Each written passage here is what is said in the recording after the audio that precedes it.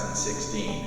We got a catalog from the Thomaston Place auction, which shows some wonderful works of art during the course of the year. And in that catalog was an illustration and description of this work I'm standing next to. It's a folding screen by Carol Thayer Berry, an artist who spent most of his artistic life in Rockport, Maine, where he did some wonderful, pretty small scale wood engravings. I was aware he did paintings, but I had no idea, and I don't think anyone else did, that he did this folding screen. The folding screen in American and European art is a genre which goes back almost 2 centuries. So because I'd done an exhibition at the National Gallery in 1984 on the subject, I knew immediately what the context for this kind of object is. I suspected, and it turned out to be right, that the screen was a commission for a local family in Camden, Maine. The screen depicts across its 3 panels something of a fanciful view of Camden Harbor. It almost certainly was a subject that the family worked out in conjunction with the artist.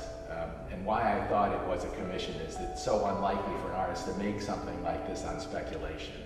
There had to be a client for it, otherwise they wouldn't take the time and the energy and the expense to make something they weren't sure they could sell. It's really a wonderful and unique object in Berry's long and productive career. The screen format is an unusual one. They can be any size, and there are indeed some screens that are this tall, and screens that are double my height. They can be in any number of panels.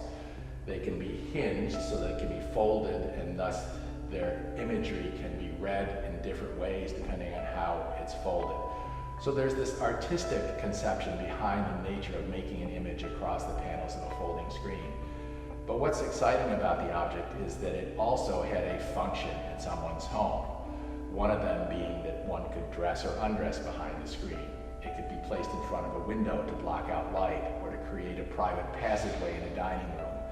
So the folding screen is a kind of object that is both decorative and functional at the same time. This screen will join another that we had acquired previously by Barry Faulkner, another example from about the same time. Berry's screen was done in 1930, really at the peak of his powers as an artist, working so fervently and with such great excitement here in the coast of Maine.